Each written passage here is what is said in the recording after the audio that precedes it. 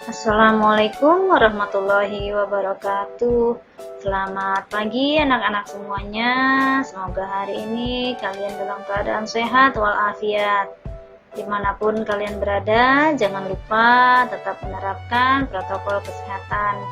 Semoga kita semua dapat melalui masa-masa sulit ini dengan tetap semangat ya. Terutama semangat untuk belajar meskipun melalui jarak jauh.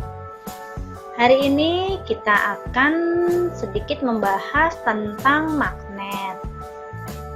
Dalam pameran negara-negara ASEAN, terdapat cenderamata terbuat dari magnet yang bisa ditempel pada permukaan yang terbuat dari besi, misalnya di pintu lemari es. Kita lihat di sini ada bentuk-bentuk magnet ya, ada magnet ladam, ada magnet lingkaran, ada magnet batang, ada magnet silinder, dan ada magnet jarum. Ini adalah contoh yang bentuknya batang ya. Kalau yang silinder seperti ini juga, tapi dia bentuknya tabung. Kalau ini kan lebih ke balok. Kemudian ibu juga punya di sini yang huruf U, bentuk U. Kalau bentuk ladam itu dia lebih mirip kepada tapal kuda. Kalau yang U ya memang seperti huruf U, seperti ini ya. Kutub-kutub magnet. Semua magnet mempunyai ciri-ciri tertentu. Setiap magnet memiliki dua tempat yang gaya magnetnya sangat kuat. Daerah ini disebut kutub magnet. Ada dua kutub magnet, yaitu utara dan selatan. Sering kita menjumpai magnet yang bertuliskan N dan S. N merupakan kutub utara, singkatan dari North, sedangkan S kutub selatan, singkatan dari South. Magnet dapat berada dalam berbagai bentuk dan ukuran. Bentuk yang paling sederhana berupa batang lurus. Selain itu ada juga magnet yang berbentuk tapal kuda atau ladam dan jarum. Pada bentuk-bentuk ini, kutub magnet berada pada ujung-ujung magnet tersebut. Ya, di sini kita bisa lihat ada huruf, di sini ada huruf S ya, South, selatan, dan huruf N, North, yang artinya utara ya. Jadi ada kutub selatan dan kutub utara. Sama di semua magnet juga ada kutub selatan dan utara ya. Kemudian jika sebuah magnet seperti ini dia patah, maka dia akan membentuk kutub baru. Nah, ini kan patah ya. Ini kan awalnya di sini selatan, di sini utara.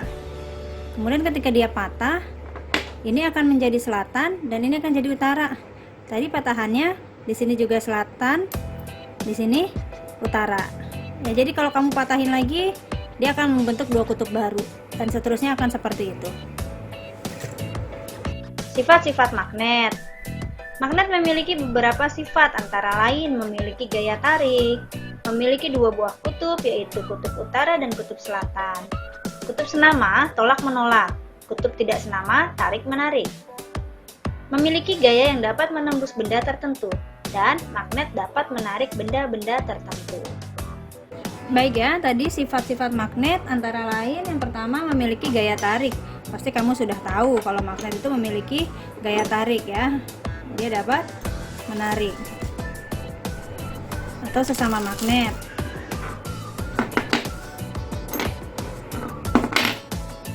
Ya. Kemudian yang kedua, memiliki dua buah kutub, yaitu utara dan selatan, seperti yang tadi sudah kita bahas. Di sini ada kutub utara dan selatan. Ketiga, kutub senama tolak menolak. Kutub senama itu artinya kutub yang sama. Ya, di sini ada kutub utara dengan utara. Maka ketika kita satukan, dia tidak akan mau bersatu. Dia menghindar. Ya, bisa kita lihat di sini, utara dengan utara, dia akan terus menghindar. Tapi ketika kutubnya tidak senama atau kutubnya berbeda, selatan dengan utara, maka dia akan tertarik ya, tarik menarik. Kita ulangi, untuk kutub yang senama atau kutub yang sama didekatkan, dia tidak mau. Tapi kutub yang berbeda, ya dia akan langsung menempel. Kemudian dia juga bisa menembus benda-benda tertentu. Contohnya misalnya dia menembus kertas ya. Di sini misalnya Ibu taruh paku sini ya, ini di bawahnya kita taruh magnet, pakunya bisa bergerak sesuai dengan gerakan magnet di bawahnya. Artinya di sini magnet dapat menembus benda, yaitu kertas yang ditembus. Ketebalan benda yang ditembus itu tergantung dari kekuatan magnetnya sendiri. Ya, ketika magnetnya lebih besar, maka kekuatannya akan lebih besar. Oke ya. Kemudian magnet dapat menarik benda-benda tertentu.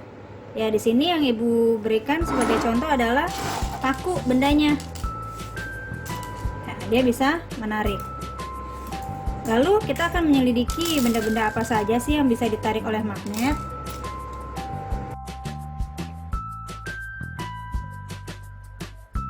Nah, ini benda-benda yang akan kalian coba untuk dekatkan kepada magnet ya. Nanti kalian akan buktikan mana yang dapat ditarik oleh magnet, mana yang tidak.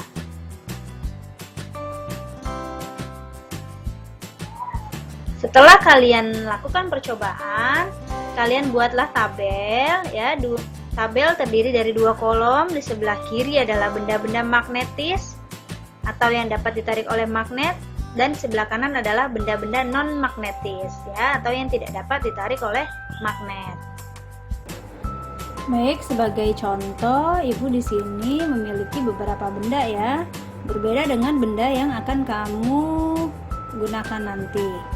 Di sini Ibu punya keranjang pensil, kemudian ada mainan, ada paku, ada 2 uang logam ya. Kita akan melihat benda mana yang bisa ditarik oleh magnet.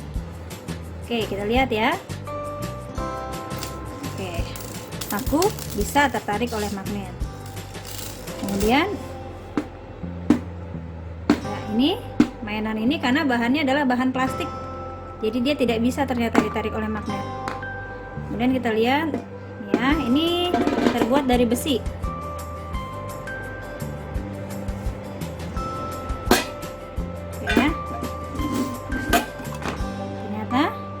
Bisa ya ditarik. Kemudian uang logamnya kita lihat, ini uang logam 500 dia tidak bisa. Kemudian uang logam 1000 bisa ya, berarti uang logam 1000 dan uang logam 500-an memiliki kadar besi yang berbeda ya, atau bahan dasarnya dia berbeda. Oke, sekarang kalian lakukan hal yang sama terhadap benda-benda yang sudah kalian siapkan. Kemudian kalian pisahkan menjadi 2 tabel. Untuk benda yang dapat ditarik oleh magnet disebut benda magnetis. Di sini adalah contohnya, di sini paku, benda magnetis. Uang logam, benda magnetis ya. Kemudian yang tidak ditarik oleh magnet disebut benda non magnetis.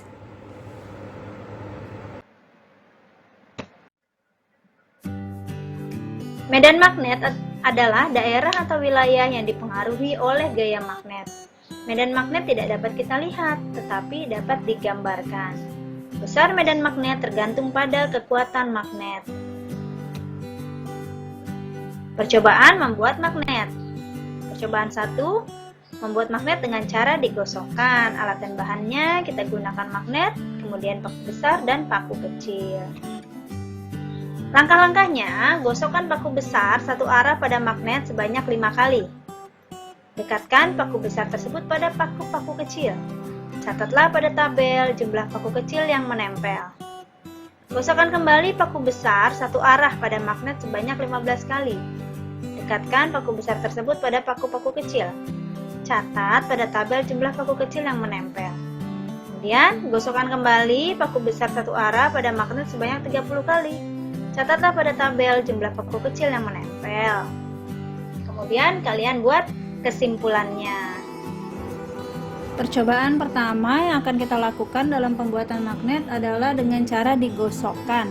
Bagaimana caranya? Oke, kita lihat di sini ada paku besar ya. Ini tidak terlalu besar, kalau kalian punya yang lebih besar lebih baik. Di sini kemudian ada paku-paku kecil. Oke, kita lihat ya.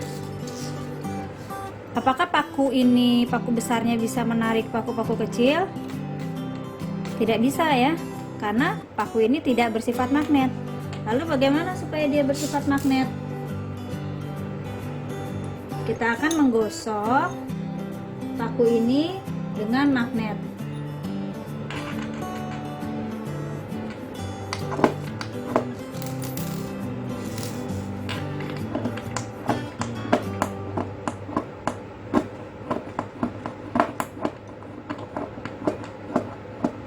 Oke, sekarang kita lihat apa paku ini sudah bisa. Ya. Sekarang paku ini bersifat magnet.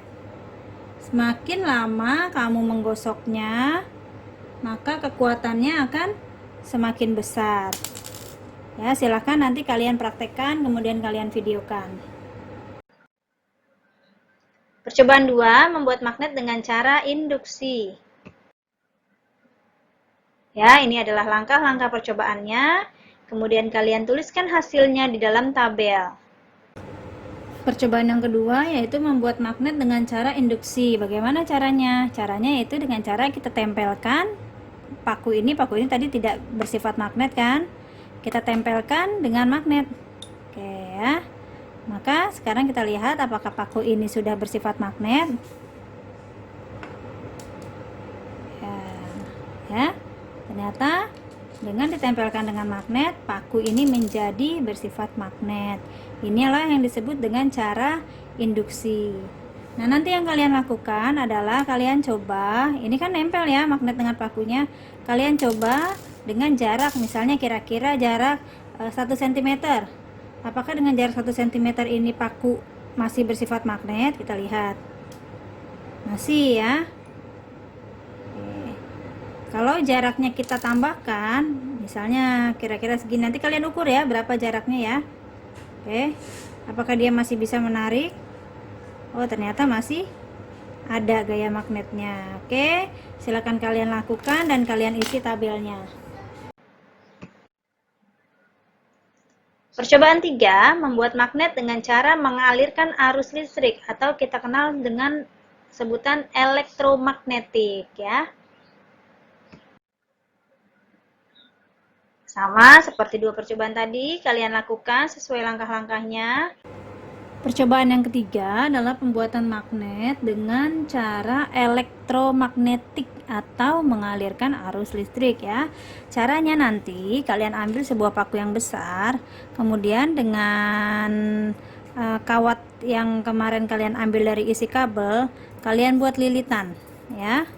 Setelah kalian buat lilitan, nanti ujung kawat yang satu dengan ujung kawat yang satu lagi masing-masing kalian tempelkan ke kutub-kutub positif dan kutub negatif baterai. Setelah itu kalian coba apakah paku tersebut bisa mengangkat paku-paku kecil lainnya ya. Jadi nanti kalian akan mencoba dengan berbagai jumlah lilitan. Apakah semakin banyak lilitan, daya magnet di paku ini makin besar? Oke, nanti hasilnya kalian tuliskan dalam laporan percobaan.